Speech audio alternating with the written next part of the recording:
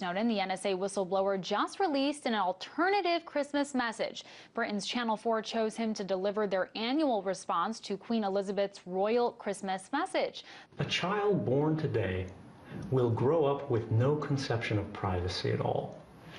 They'll never know what it means to have a private moment to themselves, an unrecorded, unanalyzed thought. And that's a problem, because privacy matters. Privacy is what allows us to determine who we are and who we want to be.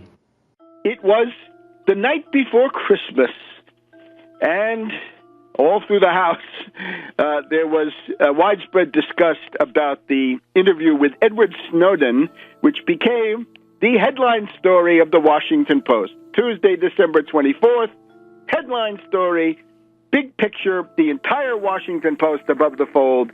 Edward Snowden, I already won. And there he is, unshaven, right? Is he imitating the old Arafat look? I don't know. I have already won, says the braggart Snowden. Well, I quickly laid down a Twitter challenge to this faker. Dear Ed Snowden, if you are not a limited hangout, then please prove it by telling us something we do not know about a big covert operation of the CIA, of MI6, of the Israelis. Tell us about 9/11. Tell us about the Arab Spring. Tell us about the killing of Gaddafi. Tell us about the shipping of the death squads into Syria and their arming. Tell us about subversive operations involving Morsi of Egypt. Tell us something geopolitical, something big, something that matters. We're not going to hold our breaths on that one because he's had plenty of time. Even the Washington Post in the Wonk blog then responded, no, it's Snowden, you haven't won anything. There have been no significant substantive policy changes as a result of your revelations. The Washington Post claims his leaks have fundamentally altered the U.S. government's relation with its citizens and the rest of the world. Yeah, that's like saying he changed the national or indeed international conversation, but we know that it's always changing. It goes from Honey Boo Boo to Miley Cyrus to Madonna to Lady Gaga and then on to the NSA, but then soon back to Honey Boo Boo or whatever it is, or the Duck Dynasty or various other possible themes. In the course of this interview, what I found notable is that he seems to be sending some messages to those who may still be his masters.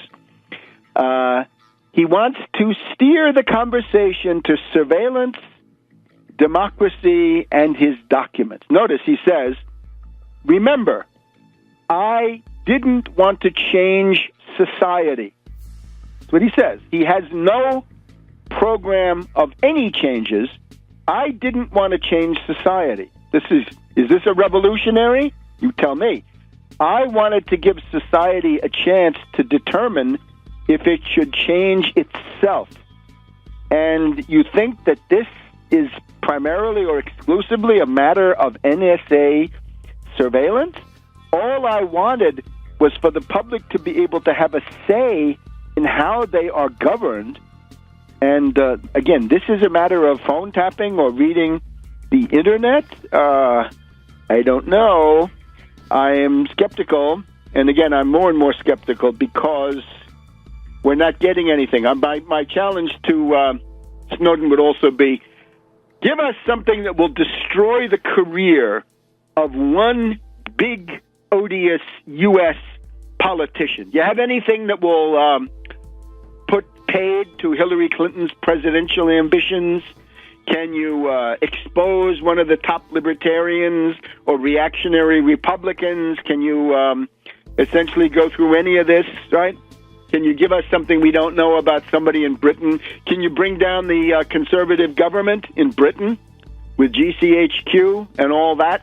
Or how about Netanyahu? He certainly must figure in some of these. So Snowden, please, tell us something we don't know, because otherwise a lot of us figure that you are just another tentacle, just another limited hangout in this tiresome parade that goes back to Ellsberg and Assange and quite a few others. Remember the criteria. The figure, the celebrated figure, in this case the whistleblower, has a Damascus Road conversion. Remember in Ars Technica, this magazine, in January 2009, Snowden says those people should be shot in the testicles. That is to say, he's talking about Assange and other leakers, other people on Cryptome or whatever it is, right? He's against them. He became an immediate media darling. He's got the London Guardian and the Washington Post with Barton Gellman in his corner. This doesn't happen for people that are not favored by the establishment. Please, I mean, how naive can we be?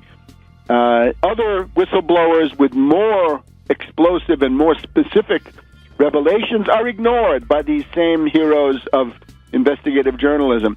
We get nothing new, and I've gone through it. We get nothing big, nothing about 9/11, nothing that would blow the lid off the psychological control mechanisms. And, of course, this is being used to prepare new covert operations. As I've tried to point out, one of the things that Snowden has done is to, as Van Williams confessed on television, he said the termites really went to work on Obama's popularity back in June when the Snowden revelations came out. In other words, the relation of dupes and dupees, dupers and dupes between Obama and his left liberal base, that went into crisis when Snowden was trotted out with his stories. And that, of course, is important because the oligarchical establishment controls president in the first term by their need to get money for a second term. And when they're in the second term, as we've seen from Nixon to Reagan to Clinton, they control the president by keeping him on the defensive under scandal attack. That is the second term jinx. Well, let's compare him to actual revolutionaries of the past, right? You can compare it to the French Revolution, the Russian Revolution, the American Revolution, right? The real ones, right? The ones that actually created important institutional changes, right? The American Civil War obviously counts as a second American Revolution, without which the modern world would be simply unthinkable. In case of the 20th century, right, we had this question of what groups in society could be the historical protagonists of revolution, and the Marxists came forward and said, well, it's the industrial working class, it's the proletariat. In the case of Snowden and company, it's the hackers, it's essentially marginal people, autistic sociopaths sitting in front of screens, people like Assange. And by some strange coincidence, we're now getting the 30th year, the 30th anniversary, and it's continuing, of the Chaos Communications Conference in Hamburg, Germany, the most British of all German cities, of course. And there we have Assange will be holding forth, and Glenn Greenwald, but they're going to be co-headlining that conference, I guess in both cases by webcam. So this is a group that's been around, right? These are the hackers, right? These are the people who act out, right? The Pirate Party, other spin-offs have been taken off of this. But again, what is revolutionary here? Let's go back to Lenin, right? Lenin, certainly a revolutionary, whatever you think of his methods, and I would criticize them a great deal. I think, for example, Rosa Luxemburg's critique of Lenin has a lot of merit, although it is also not perfect. But Lenin had sloganized, right, everything. All power to the Soviets, peace, bread, land, a program that was widely understandable in Russia at the time. Now, if you wanted to boil down Assange and Snowden and Greenwald to a program, they would say, all power to the whistleblowers, transparency, privacy, and net neutrality. Yeah, All power to the whistleblowers, transparency, privacy, and net neutrality. Now, you can see what the problem is with that. We've got recent articles in the Washington Post even about the digital divide. Even in the United States, there are lots of places that are still stuck with the obsolete dial-up internet. And I think we've still got a majority of people in the world who have never made a phone call, quite apart from having computers. In other words, this is a class distinction. There's a bright line class divide between internet access and not. It's come up in Italy, among other things, because of the internet fetishism of the five-star movement of Beppe Grillo, that much of southern Italy and the poorer parts of the entire country are completely left out. But transparency, privacy, and net neutrality? Suppose you're a victim of this depression. Your food stamps have been cut and your unemployment has been cut. You're starving. You're going to be evicted from your home under a foreclosure.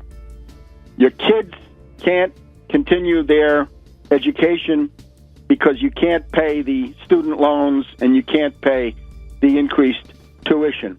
Your wife is sick and you can't get medical care. And the revolutionary Snowden is going to come and say transparency, privacy, and net neutrality. You see here that Snowden is arguing that the essence of the human personality, in other words, the epiphany of who you are, is manifested in privacy. And I will say that is simply wrong. That is monstrously wrong. It is not in privacy that you show who you are. It is in revolutionary praxis. Who is strong? Who is good? This is not found in contemplating your own privacy. This involves going in public, going into the marketplace of ideas, going into the blood and sand of the arena, and if necessary, going onto the political battlefield, whatever that may look like. That is where the true worth or lack of it of an individual is manifested. So what you see here is it's a petty bourgeois, class-based program, if you want to call it that, and it takes you away. It takes you in the opposite direction from what is needed, because what is needed is revolutionary mass action. To take a series of demands, the Wall Street sales tax, the nationalization of the Fed, the 30 million jobs, we'll have something to say about a protective tariff. We want to add a protective tariff to that also to try to show organized labor that it is not enough to say no to the Trans-Pacific Partnership, but it's going to be necessary to say 15% protective tariff so we don't have to compete with sweatshop labor across the world, right? It's a way to raise the minimum wage across the world if you do this right. But no, Snowden, and I guess by extension Assange, I suppose they're in friendly competition, the two of them, as the two of the leading narcissists of the age, that they would come forward and say, no, privacy is the essence. Well, that, by definition, atomizes everybody, locks you into your own alienated private sphere. The whole point of revolutionary action is to get you out of your alienated private sphere and into that area of revolutionary praxis, or practice, whichever you like. As the mass upsurge of 2015 approaches, by the time we're into 2014, we're going to see the harbingers of that mass upsurge all over the place. This year already, 2013, we've seen Brazil, we've seen Turkey, we've seen Egypt, we've seen mass strikes all across Southern Europe, mass strikes against austerity. So these are the first rumblings Snowden, the NSA whistleblower, just released an alternative Christmas message. Britain's Channel 4 chose him to deliver their annual response to Queen Elizabeth's royal Christmas message. A child born today will grow up with no conception of privacy at all. They'll never know what it means to have a private moment to themselves, an unrecorded, unanalyzed thought. And that's a problem because privacy matters. Privacy is what allows us to determine who we are. Washington Post, in the Wonk blog, then responded, "No, Snowden, you haven't won anything. There have been no significant substantive policy changes as a result of your revelations." The Washington Post claims his leaks have fundamentally altered the U.S. government's relation with its citizens and the rest of the world. Yeah, that's like saying he changed the national or indeed international conversation from the old Arafat look. I don't know. I have already won, says the braggart Snowden. Well, I quickly laid down a Twitter challenge to this faker. Dear Ed Snowden, if you are not a limited hangout, then please prove it by telling us something we do not know about a big covert operation of the CIA and who we want to be. It was the night before Christmas, and all through the House, there was widespread disgust about the interview with Edward Snowden, which became the headline story of the Washington Post. Tuesday, December 24th, headline story, big picture, the entire Washington Post above the fold. Edward Snowden, I already won. And there he is, unshaven, right? Is he imitating MI6 of the Israelis? Tell us about 9/11. Tell us about the Arab Spring. Tell us about the killing of Gaddafi. Tell us about the shipping of the death squads into Syria and their arming. Tell us about subversive operations involving Morsi of Egypt. Tell us something geopolitical, something big, something that matters. We're not going to hold our breaths on that one because he's had plenty of time. Even the